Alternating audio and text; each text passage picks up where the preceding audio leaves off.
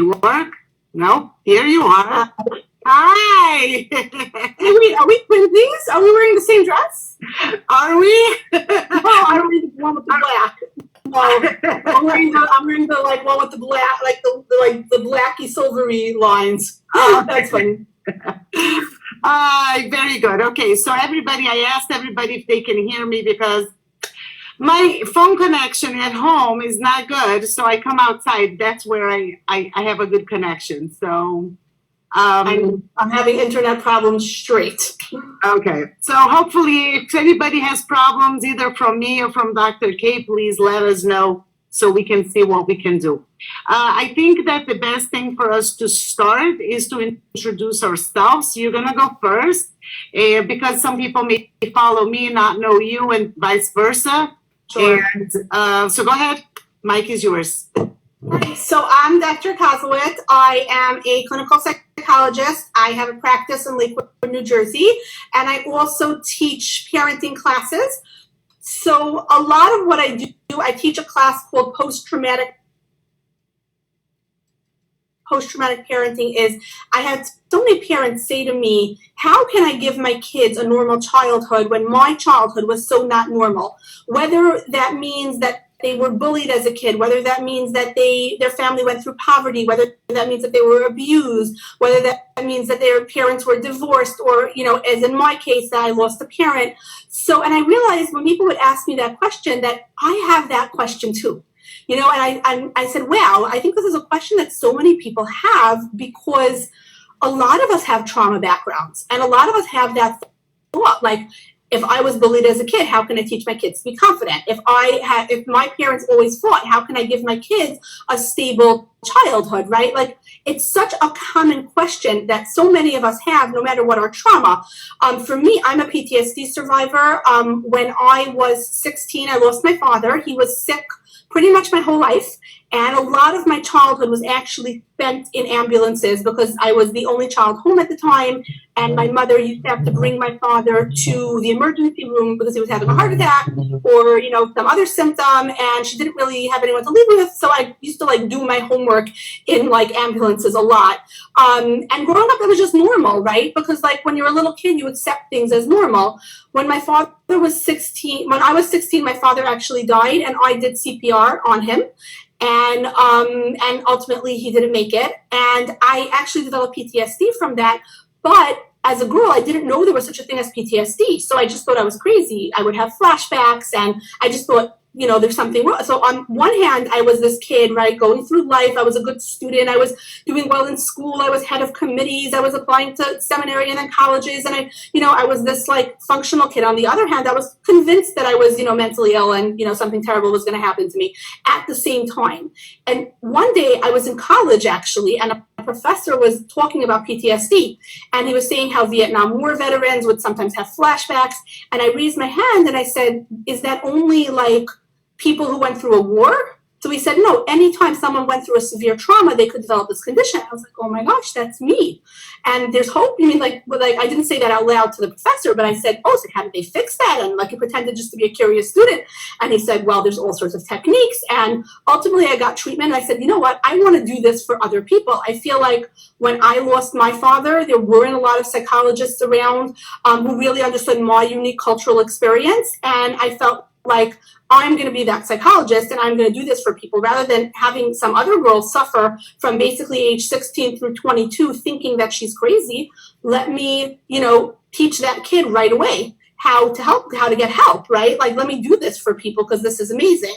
So, and out of that came my practice of psychology. And then out of that came this, my targeted parenting classes where I just try to teach parents the things they need to know before their kids go into therapy, sometimes adjacent to therapy, sometimes we can avoid therapy. And then post-traumatic parenting just started growing out of all these parents that I would talk to, over and over again. I would get this question, I had a traumatic childhood. How can I be a mother? How can I be a father? I don't know how to help my kids with these things because I never had a normal experience myself. And I realized, wow, we all have to talk about this because so many of us have had traumas. And just by the way, one important thing that I want to say about post-traumatic anything is it never pays to play trauma poker with people, meaning when I first started doing post-traumatic parenting, sometimes in a class, one person would talk about her trauma and another person would talk about her trauma, and one person's trauma would sound, let's say, worse on paper than someone else's. Like, okay, you were bullied as a kid, but I was abused by my stepfather, right? Like, and people would, sort of play this like trauma poker. Like, I see you're bullied by your neighbor and I will raise you an abusive stepfather. You know what I mean? Like, it's never a good game to play. If you had an experience that overwhelmed you as a child and made you feel like the world is not a safe place and you can't cope with it, then that's post-traumatic. And that means you need to learn how to hack that into a strength, right? So for me, that's where I am coming from in like the post-traumatic growth world, from my own personal experience, but then also from hearing so many people's stories. And I know you also have a real post-traumatic growth story that I really want to hear. Okay, so I just want to explain a little bit about who I am for those people that are joining us and don't know me. I am not a therapist. I'm not a mental health professional. So everything that I tell you is from my experience. It's what worked for me, what I did to heal. And it's my path. And I feel that there is a lot of different paths to achieve the same things. And the more we hear from other people how they did it, we're able and empowered to. So my profession, let me just start with that for those that don't know. I'm a fashion designer. I'm doing that for the last 5 years. And before that, I did 25 years of graphic design and marketing. My niche was in compliance. I used to work for big pharmaceutical corporations doing their marketing. I used to teach employees that ethics is good for business. It's a passion of mine. I love ethics, okay? But then I suffered a trauma. I suffered a family discord that broke me completely, okay? I felt that this is my end, that I will have to be miserable for the rest of my life, that there is no way for me to go out in public and smile. If people knew what had happened to my family, people would say, well, she needs to be miserable for the rest of her days. And I felt that I had to. I was miserable, but I felt that I couldn't even fake it, because if I faked it till I made it, people will think that I'm not being sensitive to my problem. I was a mess. So exactly during that time, my business was slow, and it happened at the right time because I was mourning. And a friend of mine, so then the next thing that I did is I said, I need to get busy, because being slow is making me crazy. I'm having such PTSD. I'm so traumatized. I'm reliving my trauma day in and day out. So what did I do? I said, I'm going to start a new business, because if I'm going to start a new business that I know nothing about, I'm going to be busy 24 hours a day, and I'm not going to be thinking about it. So pretty much what I did is business was my drug. It was my drug of choice. I sat and I worked between 15 to 18 for sure, sometimes 20 hours a day. And I immersed myself into starting a new brand. And I started Mika. And after about a year, 2 years, I was not happy. And I wasn't happy because my clothing were just clothing. At that time, there was no concept to it. And I wasn't feeling fulfilled. I said, before I had a profession that I did something that I loved. I loved ethics. I believed in it. And now I'm doing clothing. I'm not even myself a fashionista. I'm a very simple person. And it's not my world. My background is not fashion. So I received the video, and the video was a few minutes long. And it was a young man who explained the art of Kintsugi. And Kintsugi is this, okay? It's Japanese art. And when a pottery breaks, they don't throw it out. They put it back together and they mend it. There is a very long process of mending. And then they mend with gold. They highlight with gold. And I saw the video. And in the video, it said that after the piece is fixed, it's a lot more valuable. And not only that, it's stronger. When it falls in the area that it had broken, it was mended, it's not going to break again. It may break somewhere else, but it's not going to break in that area. And I had the biggest aha moment of my life. And you have to understand something. The aha moment wasn't that I healed. The aha moment was that I said I can heal, because before I didn't think that I could heal. I felt I always saw myself as a vase. And it was interesting because I was seeing the broken pottery, right? And I saw, why a vase? Because I felt that I was the container that sustained my family. I provided the water, the sustainability, and I kept my family together. That was my job. That was my reason for being. So my whole life was structured around being a wife and a mom. And when there was a break in the family, I lost my vase, fell and broke, and I felt that's it. So I'm nothing, because that's what I was supposed to be, and I'm nothing.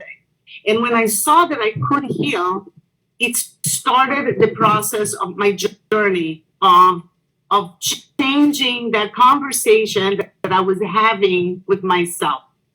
Now, so the Kintsugi, I developed this methodology, but how did I do it? It started by me.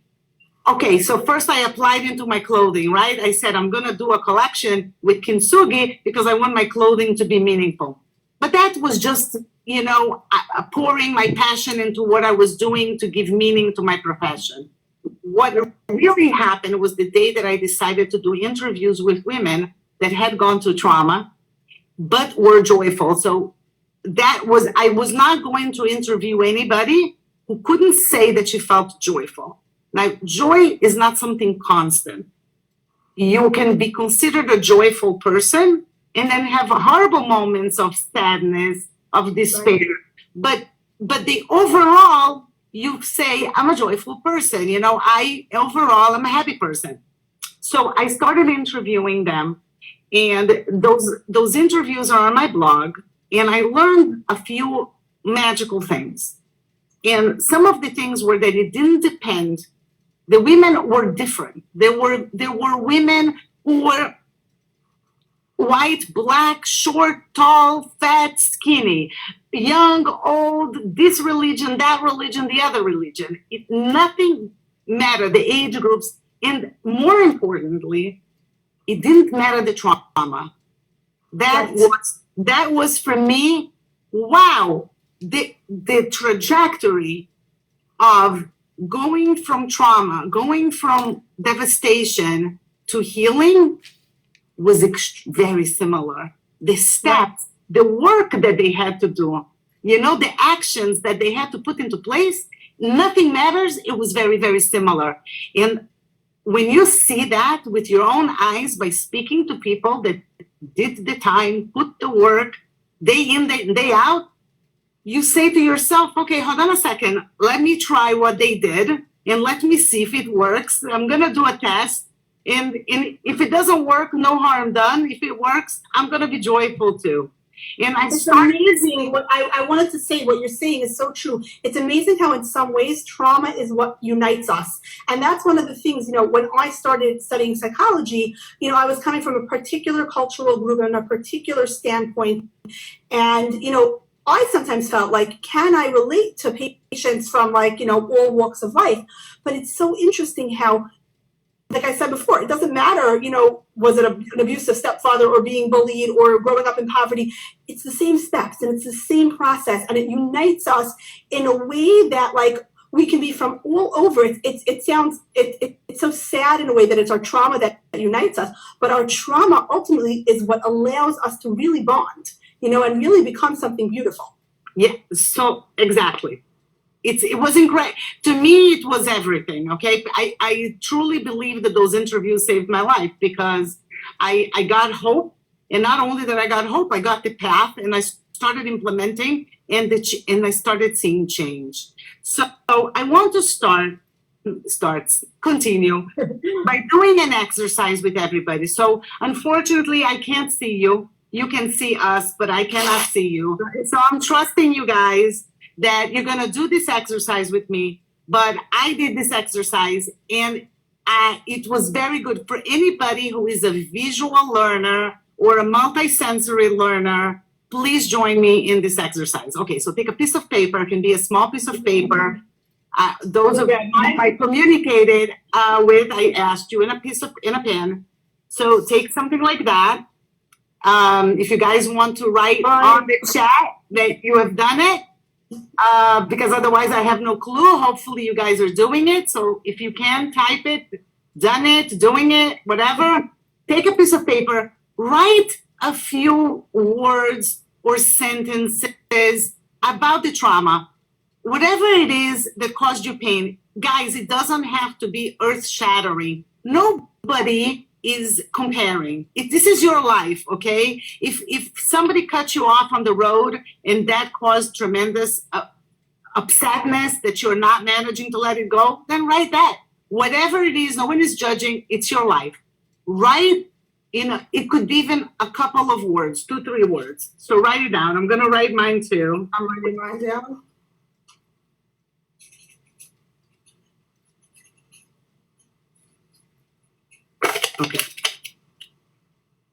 Okay, so guys, what I'm going to ask you all to do now is to take this piece of paper and crumble it.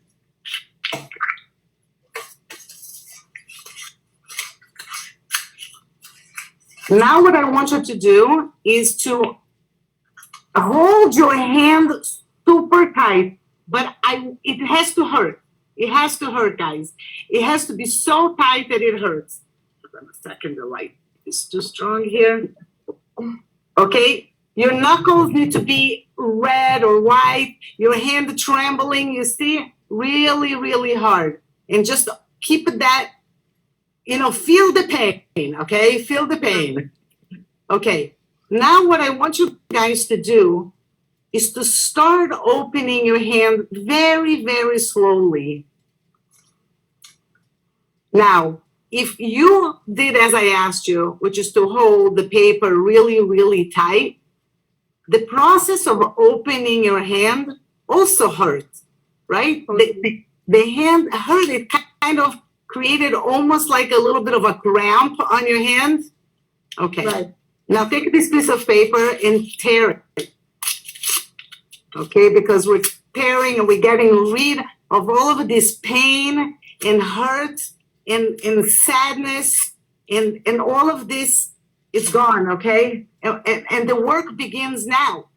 I promised you that this would be this is the beginning of the transformation.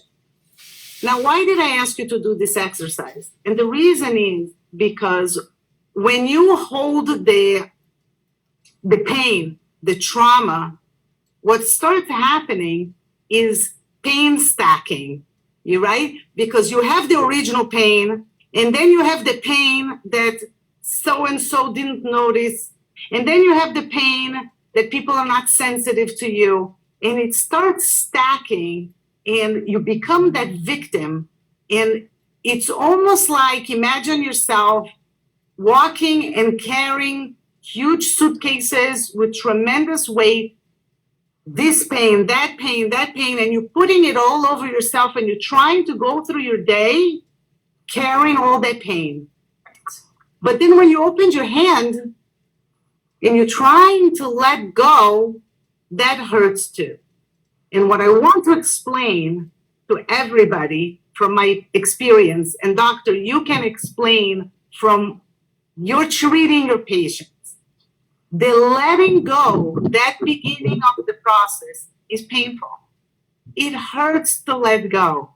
First of all, there is a familiarity. You got used to living and being that person with that pain. Right. You are that person, right? You were the trauma. You were that experience. What's going to happen if you let go? You were somebody else.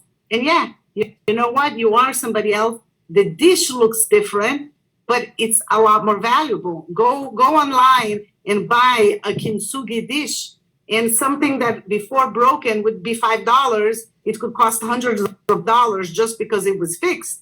So you should know that about yourself too. You become a richer person, but that process is painful. You need to know one thing. How did you feel when you tore that paper? When that moment that you feel, wow, if it could be just so easy. right? If it could be so easy that I can tear it and it's gone, that would be such a relief. Somebody's saying that the video froze. Did it freeze for everybody? It looks like not, because some people are still commenting. Okay. So that moment is freeing, but to get there is pain in the process of healing. Do you agree? For sure. It's so interesting because I work with a lot of PTSD survivors, and I guess I found you on Instagram or somewhere, and I saw this dress. I said, oh, I'm going to wear this as a symbol of that Kintsugi concept that, yes, what happened to us was not okay, right? Because a lot of times I have people who were traumatized by their upbringing. Perhaps what your stepfather did was not okay. For sure, what your stepfather did was not okay. But the process of healing doesn't mean that it's okay. The process of healing means I am going to become so much more beautiful because of the pain I went through, and more importantly, the repair. It's interesting because I've had this situation, it happens a lot in therapy, where to a certain extent, we organize our personality around our trauma sometimes. And what we think is our personality is really our rigid response to the trauma and our desire to either not feel a certain emotion or to not repeat a certain experience. So for example, let's say somebody was, bullied, right? And so she's socially anxious. So what she's doing is she organizes her personality in such a way that she never has to meet new people or go out or leave her comfort zone. Maybe she marries someone who does all the socializing for the family. Maybe she gets a job where she never has to interact with other people, and she sees that as her personality. Like, I'm an introvert, or I'm shy. And really, no, maybe you are to a certain extent shyer by nature, but also you organize your personality around never having to ever experience that kind of social rejection again. So that's the clenched fist, right? And yeah, when I say to you, we're going to ask you to unclench your fist, but I've been doing this for 30 years. I've been doing this for 20 years, right? I've been doing this for so long. And when you ask me to do that, it's going to hurt. And a lot of times, I actually have this cutely, I had this with a teenage girl who said to me, as only teenagers can, Dr. K, I thought I'm in therapy to feel better, and right now you're making me feel worse. And I said, that's such a myth, right? Which is so cute because she's right. I mean, the goal eventually is for her to feel better, but she's not going to feel better unless she first feels a little bit worse, because we do have to talk about how she's organizing her life around her trauma, which means we have to talk about her trauma. And what you were saying before, a while ago, you're just giving me a couple of things. My thoughts are going all over the place. But what you were saying before about how everybody in trauma is the same, and how it unites us, and we could be from every community in the world and from every walk of life, and still our experience is similar. The one thing that's similar to every school of treatment of trauma, whether you're doing, cognitive behavioral therapy or EMDR or prolonged exposure or psychoanalysis, whatever you're doing, it's always about telling your story to an empathic listener who's going to hear you out. Always. And it doesn't have to be a therapist necessarily, but it has to be someone who doesn't have their own sort of vested interest, right? Because sometimes if it's, for example, if you're going to tell your story to someone who, experienced the trauma along with you, they might have a vested interest in understanding it a certain way. That wasn't so bad or whatever, or yes, that was awful, but it was worse for me. You need to be able to tell your story to empathic listeners who don't have a vested interest, right? Because then that's the place we go to healing. But we don't really want to do it, right? We really don't. You know what? I'm going to tell you something about that. I interviewed women that many of them, their path of healing happened a long time ago. After the interviews, I think that probably 95% of the women told me that our conversation was healing to them.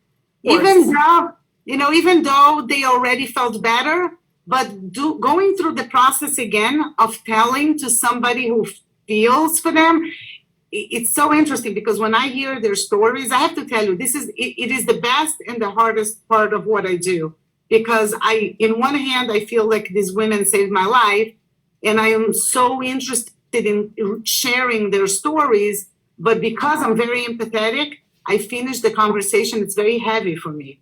And it takes me, I don't know how you do it all the time, but it takes me a few days to just recover. And then I have to re-listen to the tape recording in order to write their stories. So I go through the process of re-listening and then writing. And I notice that sometimes even like I get a little anxious, depending on some stories are very hard. And but for them, it was very healing. And you know what? It's the sharing. Think about those suitcases, because when you are carrying them, few people that you share that weight with, and they're there, and they're not dropping and minimizing it. They're like, let me help you carry it. Let me help you hold it. And the weight is so much less, and you feel less alone. Right? But I want to I also want to say, like, you, aside from feeling less alone, you feel a certain sense of freedom that you didn't even know you didn't feel before you do it. I will tell you though, in terms of myself, when I listen to so much trauma, people ask me that question all the time, like, how do you listen to trauma so much? But the truth is, like what you were saying about Kintsugi, I hear the person where they are, but I also know where they're going to be. And that is so beautiful and so healing. So yeah, we're starting here, and here we're like, there's just nothing but pain. And like, we're just like lost in this desert of pain, and the story is just so horrifically hard.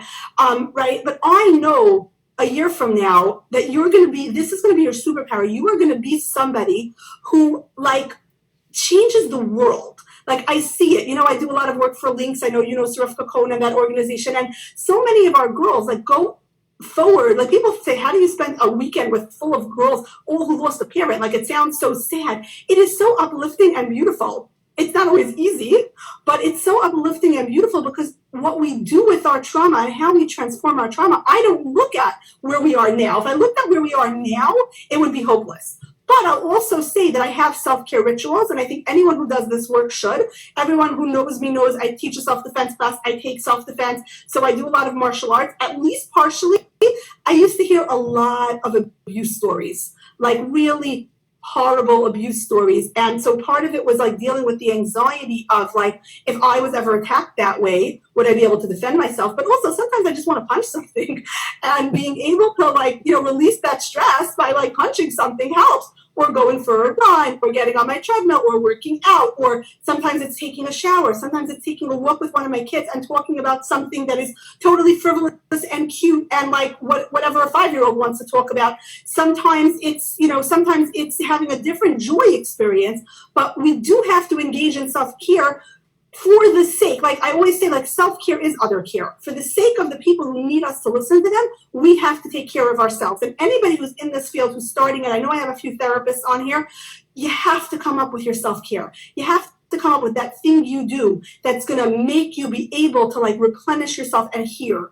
And like I said, it could be whatever you like go for. Like I have a friend who does it with art. She's an artist and she's a therapist. She's not an art therapist, but she's a therapist and she loves art. And like very often after like working with intense patients, she goes and she paints. That wouldn't work for me. I'm not a visual person. I'm not artistic at all. So I wouldn't enjoy that. That would just make me more stressed out. I'd be like, am I doing it right? Like, whatever. I don't know.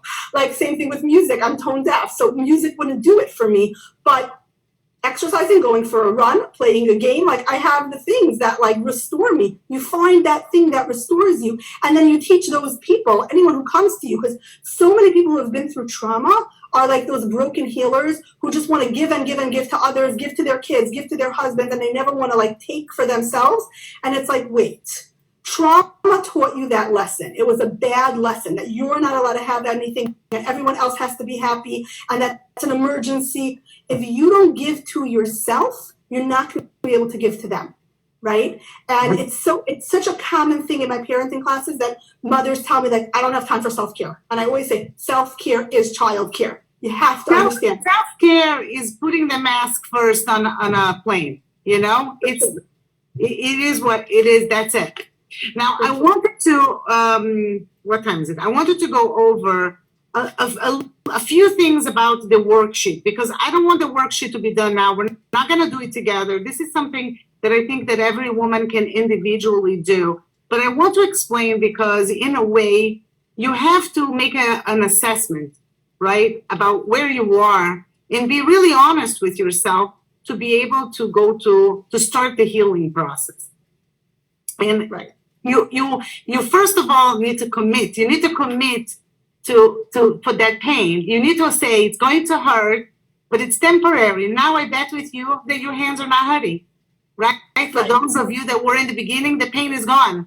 And Right. that paper is gone. And so believe in the process and commit to do this for you. It's just like the self-care Dr. Case was saying, take the time to take care of yourself. And this is, if you want to overcome, to be able to take ownership of your future and not be paralyzed by what happened to you in the past, which doesn't allow you to live the future that you deserve to have, right? So the first part of the worksheet, whoever didn't get it and wants, you can ask Dr. K or myself and we'll email it to you, okay? The first is about the lies and the truths and traumas and experiences and relationships, the things that happen to us. Start putting like certain voices in our head that impedes us to do certain things. We believe those voices and call it whatever you want to call it, right? But you know, I used to say that I used to tell those things to myself, like something business related. I used to tell myself that I'm not techie, so I cannot do techie stuff. Right. One day I sat down and I said, let me write this down. And I wrote, the lie, I am not tacky. What is the truth? I never tried. I don't have proof. One time somebody gave me directions and I write what time that was and I succeeded. Right. I was able to do it, right? So I went and I did that and I came to the conclusion that it was a lie, that it wasn't the truth, and that if I wanted to do techie things, that I have permission to try.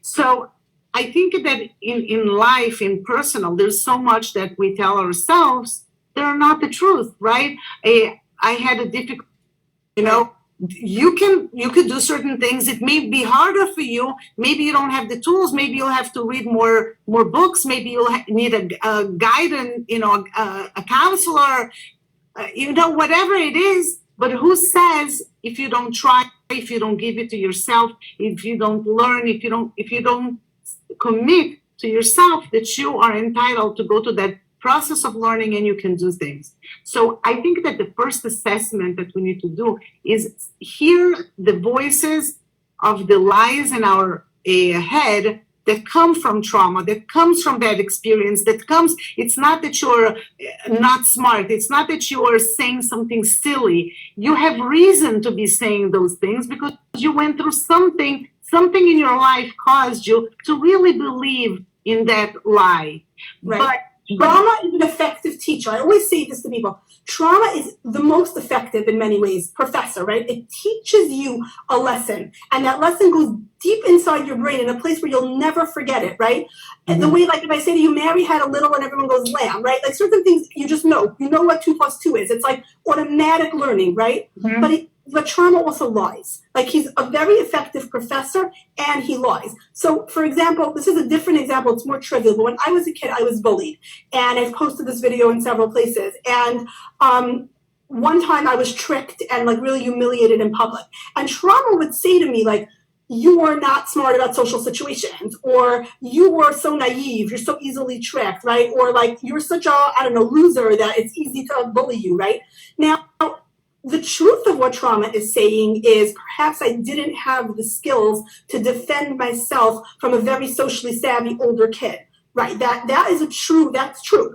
The trauma is telling me the truth. It's unpleasant to be socially ostracized. It's unpleasant to have people make fun of you, right? All of those things are true, but I could learn, right? That part isn't true. I could learn how to handle myself with socially savvy people. I could learn how to, be self-confident. The skills, everything in life is a skill. I can learn the skill. Trauma lies to you and tells you like you don't have it. It's innate. Like you're dumb. It's over. You can't do it. It's just a skill. Now, sometimes I might say, hey, it's not a skill I choose to learn right now, right? There are certain skills that like, like for example, I also had that thing, I'm not techie, where I said, every year I have this rule for myself. I committed to this 10 years ago that I am going to do one discomfort practice a year. I'm going to do one thing that is totally uncomfortable because I do this to my patients and it's not fair. If I make other people be uncomfortable, I have to be uncomfortable. So 10 years ago, 8 years, so 10 years ago was one thing that 8 years ago it was, 8 years ago it was starting martial arts, right? Like something like Hasidic girl from Brooklyn, like not in my comfort zone at all, completely out of like anything, and like, I'm going to do this until it felt comfortable. It took 8 years for it to really feel comfortable. And now it's comfortable to me. I mean, it's never comfortable to get punched in the face, but it's not scary the way it was the first day I walked into that gym and I was like, what am I doing here in an all-female boxing gym? Like, why? Like that was like really uncomfortable. Now it's not uncomfortable. So then I said, okay, social media is going to be my new thing that's uncomfortable. Like I'm going to start putting myself out there on social media, right? Uncomfortable. And there were certain skills I didn't have. And I said, oh, I don't know how to work Instagram. Like, I don't even know how to get the app, right? Okay. So I bet there's somebody out there with that skill who can either teach me or do it for me, right? And there are certain things that to this day I don't do. Like, let's say when I have a really cool meme that I want to post, I get someone else to put the graphics together for me because I'm not a visual person and graphics are not my skill set. But if I wanted to, I totally could. Like I once made a meme on my own because I said, I'm going to figure out how to do it. It took me like 6 hours, which is pathetic, but you know what? Fine. Now I know how. And if I ever need to, I can probably do it faster next time. But I can hire someone to do the graphic part because like, but it's also very empowering to know that you went through the process and you succeeded. You could choose later not to do it, but you proved to yourself that you did it. It took you longer, but you did it. I only made one decision, which is I am a person who can tolerate being uncomfortable. Like once I made that decision, all the other decisions just follow after that, and that's the thing with trauma, right? Trauma tells you like you don't have choices. You don't have decisions to make. Like, you are this way, you're stupid, you can't handle things, you're a victim, right? Trauma tells you those things. And then the thing is to say, wait a minute, I was victimized, that doesn't make me a victim, right? I was abused, that doesn't make me a victim. That makes me someone who once was abused and who learned a lesson from it, right? Once we're saying that, once we make that decision, all the other decisions follow. It's not to say it's not, like we said at the beginning, it's not a painful, difficult process. We're saying it because we're both at this point in our journey where like we've done that work. So we're saying it very whatever. You're not seeing the years, you're not seeing the years of work that we both put into getting to this place. So it's easy to like sort of say it rolls off the tongue now, but like we said with the uncurling your fist, it takes a long time. It's not easy. We're not saying it's easy. We're just saying it's worth it. Exactly. It's worth it. And there is a process that you can do to go through it to get there. And you don't have to be alone. You always should know that there is people that want to help you and do it with you. So you're not alone in the process. So the second page, it says flip challenges to motivators. And it's very interesting because we even had this conversation with one of your followers because she didn't love the whole idea that what broke you is really your strength, right? She was like, I'm not so sure that you can say that. But at the end of the day, and I can tell you because it's a journey, right? It's a trajectory that you go through. Right. And there are different steps. Every time that you accomplish something, you get there. And I'm developing a whole course on healing or visual. It makes it very clear what's happening with your emotions while you are going through those stages. But the last stage, when you get to the end, you are able to see how what broke you made you stronger, and it's very hard to see and to recognize that and to understand that when you're suffering from that thing, because that thing broke you, so you can't see that thing is really your superpower. It's your magic potion. You don't realize that. But I want to bring an example about my life is that at the end of the day, my problem is not cured. I'm still going through the problem that I have. Maybe it's better, I definitely have more tools to deal with it. But the point is that I created this entire company and this course that I'm developing now and this passion that I have to help the women. If it were, I would never have found it. I would have never gotten here. Every woman that writes me a message, and I get those messages. I'm not so much into sharing them. Sometimes I do, but very rarely. Even though they give me permission, I just find it that it's a little private. I have to get over that. But how many women tell me, I'm so empowered when I wear your dresses. This happened to me. I put the dress and I felt that I could go and conquer the world. When I get those messages, that's that's the air I breathe. You understand? Right. So everything that I went through, all the 7 years, all the pain that I went through, allowed me to get to a point where I understand, I recognize my mission and the reason for my being. When you understand the reason for your being, every day there's so much excitement because you have so much work to do because you know why you are on this earth. And many times you achieve that clarity only after you went through whatever it is that you went through, right? So when you get to the end, you are able to appreciate that dichotomy, that whatever broke you is really your superpower. But you have challenges now. So try to flip those challenges into motivation, right? So let's go back to a business thing, right? So when I said I'm not techie, so then I can rewrite my story because I write my book. I write my next chapter, right? I'm rewriting my future. So I can say, I am going to learn this and I'm going to divide it into 3 steps. In the first easy, then medium, then harder.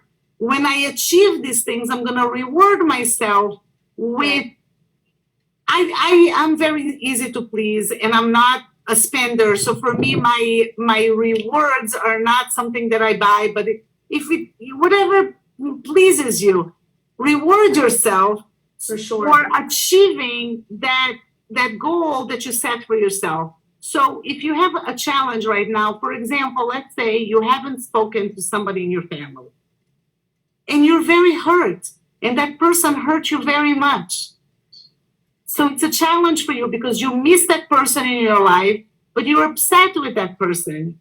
So make it into a motivation to resolve the problem. And it's not going to be easy. And split it into smaller, easier, there was when my problem happened, I felt very abandoned by my sisters. And I felt that they weren't there for me. And I was very angry. I was so angry, I stopped talking to my sisters.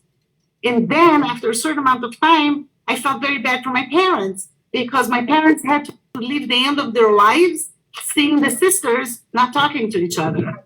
And I made my challenge, right, the problem that was hurting me into a motivation to be nice to my parents. And I was going to do that for them. So the beginning, I sent them a message and saying like that, I want to start talking to you, not because I am not in pain from what you did for me, but because I have consideration for our parents. And it hurts me that I am part of what's causing this pain. So I'm going to talk to you only about our parents. And that broke the ice. And then the next step, one time something happened and it made me want to share with them. And then we spent a weekend together. And then the next thing we know, we're normal and and the problem is behind us, And so I think that take the challenge, take the problem, and start with the easy things and switch them into motivation to make it better. And start with a tiny, tiny, tiny step because big steps are painful to make. So make a tiny step, but 10 tiny steps is a serious step. And 100 tiny steps, it's tremendous progress. And progress is what brings joy. Like I have this whole thing about joy.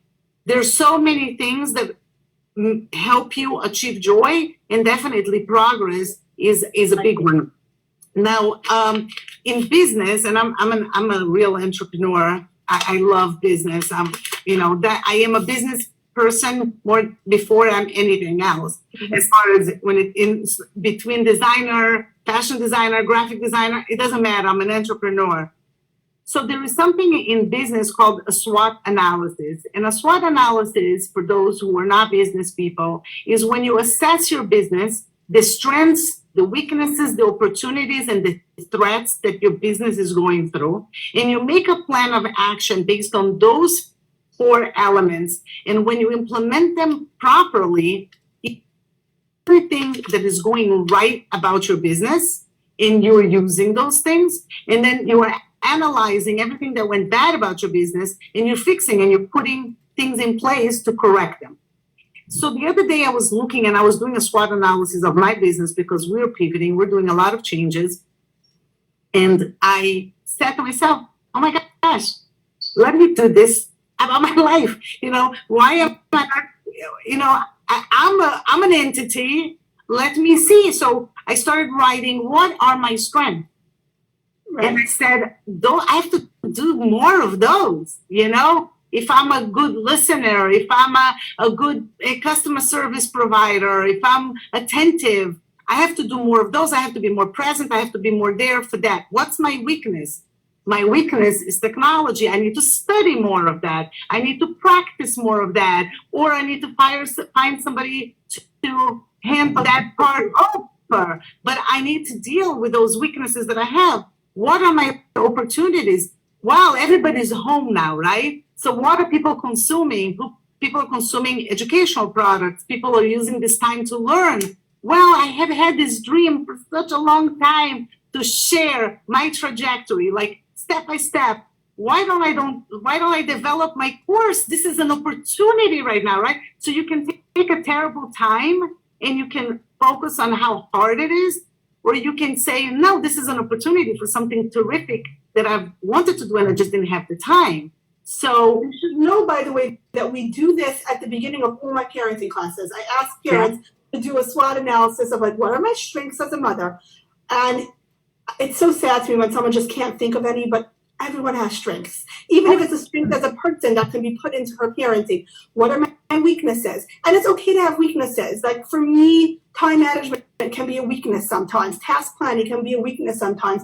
I'm very hyper-focused sometimes. So I could literally sit down at a computer when I'm writing my book and suddenly the birds are chirping and it's tomorrow. It's when did that happen? Right? So that could be a weakness. It can be a strength. Trust me, when you need to focus and you can hyper-focus, it's great, but it's also a weakness.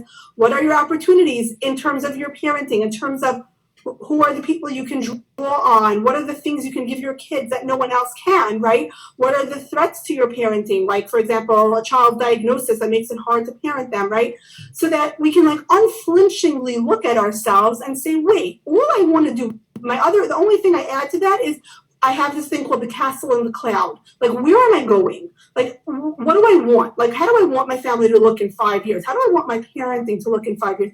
And then we just have to build the staircase to that dream, that's all we have to do is, okay, now that we know what the dream is, so just build the staircase to that dream, set your intention that that's going to be where you're going, and then set your intention, let's say if where you're going is my kids will always feel safe in my home, right? And that's where you're going, okay, then what are the skills you need to learn?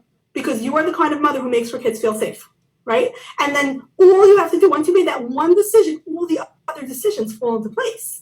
Right? It's hard to do because people feel threatened when you ask them their weaknesses or even their strengths sometimes because we don't like to praise ourselves. We think we're not supposed to do that, or but we don't like to think of it that way because then we break it down and then it's in black and white on paper. But once you've done it, it's oh, I get it now. This is what I need to do more of. This is what I need to fix or outsource, right? I had a mother come to me and her biggest weakness is the home management. And she actually has an amazing business and the things she does, only she can do. No one else can do her thing. So I said to her, anything, I have a rule in my house, anything that doesn't take a PhD in psychology or you don't need your mommy to do for you is not my job. Meaning you need your mommy to help you, with certain projects, because that's like a formative life experience, the Bas Mitzvah project, whatever. You need your mommy for that. You don't need your mommy to be the one who irons your shirts. Anybody can iron your shirts. Only I can see my patients. Only I can be your mommy when you're throwing up, and only I can hold your hair when you're throwing up, because that's something you need your mommy for. But anybody can iron the shirt, right? Anybody can sweep the kitchen floor. You know what? It's amazing, because I had this same conversation in my house. And now that, COVID, both me and my husband have immune, weaknesses. So we don't allow anybody in the house. And I couldn't get a cleaning lady, not even once every week or 2 weeks. So I had to sit with the whole family and say, you know what? You guys can clean this and you can do that. And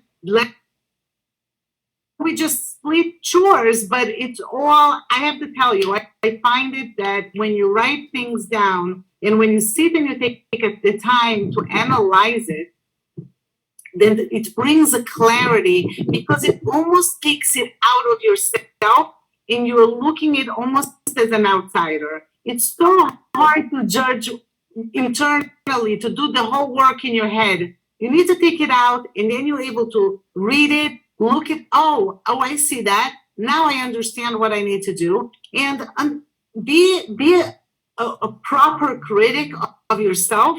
And by proper, I mean, stop putting yourself down for everything and being shy to applaud you when you deserve applaud. It's okay to say I'm great. You know how many times I'm a very creative person, very, very, my brain is always sparkling. I always say that my brain is not calm because I'm all the time creating. But sometimes I come down and I say to my family, I'm a genius. I had an idea. It's hysterical, but I'm in the comfort of my home and it's okay. And I say it, and then after sometimes I come out and I tell, okay to say good things to you, and it's okay to say, but always kindly. I hear so many people, they talk to themselves. I'm fat, I'm ugly, I'm this, I'm not good.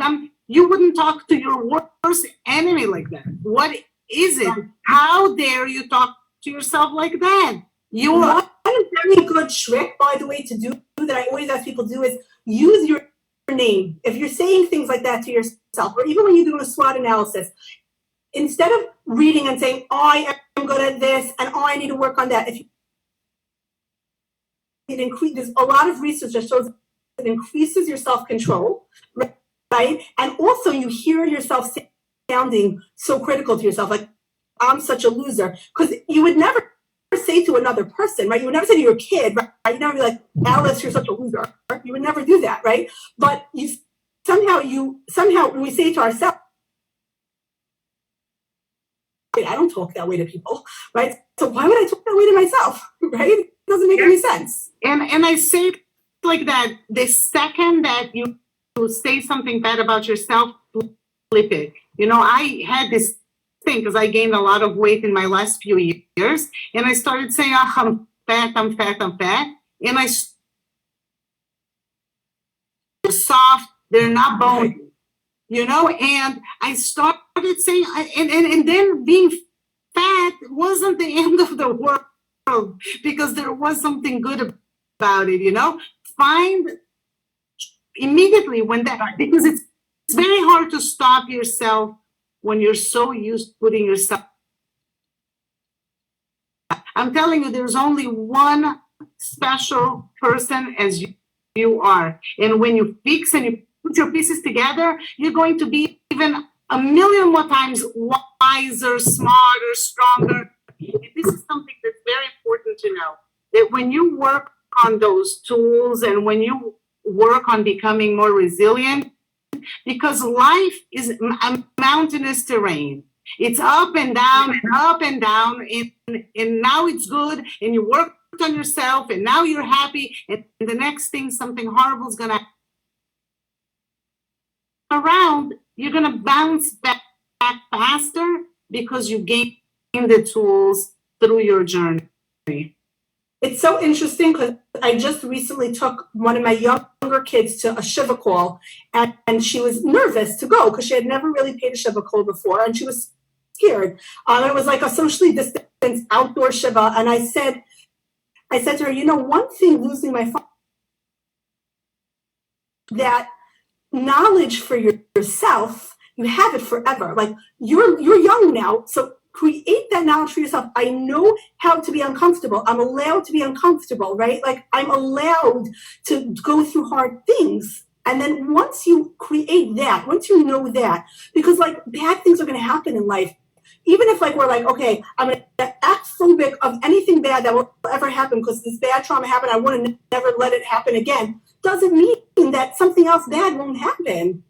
Trauma tells us that if we listen to him, he won't make something else bad happen, but it's not true, right? But what we can control is we can raise our window of tolerance. We can make ourselves much more capable. So whatever else comes our way, we will be able to handle it. It will be uncomfortable. It will hurt. It will be painful. Bad things happen, but we are going to be done very soon because I think Instagram is only 1 hour and we're getting very close. So I just want to close up. We didn't have time for questions. You can send either Dr. K or myself your questions and we'll be happy to answer. But I want to say something that one of the women that I interviewed said, and you can read it at Elisa Bulow, her interview. I asked Elisa if she believes that God, so we could handle it. So how aren't we handling? Because I don't believe in that. And I wanted to hear what she had to say. And she said, it's always outside of what we can handle. Because that growth, right, pain, going to those hardships, going to trauma, going to tragedies, that's the place of growth. And the pain is because we're going outside what we can handle. So don't think, because sometimes we say, if God is giving me only what things, no, the pain is because your test, your challenge, this period of time is creating growth, and growth is painful, and it's outside what you can handle. And you're right above what we can handle, right? That's the whole point of growth. I think one of the things I like to say is trauma is like the birth pangs of our future self, right? Like if we have such a clear, labor is not usually pleasant, right? But when we're finished, we get something out of it that's pretty good, right? So we're giving birth to our future selves all the time. I know we're about to end. I just wanted to let everybody know, for those who are not following me now, I do go live every Thursday night at 9 with a free kind of parenting class. Every week we talk about another topic. So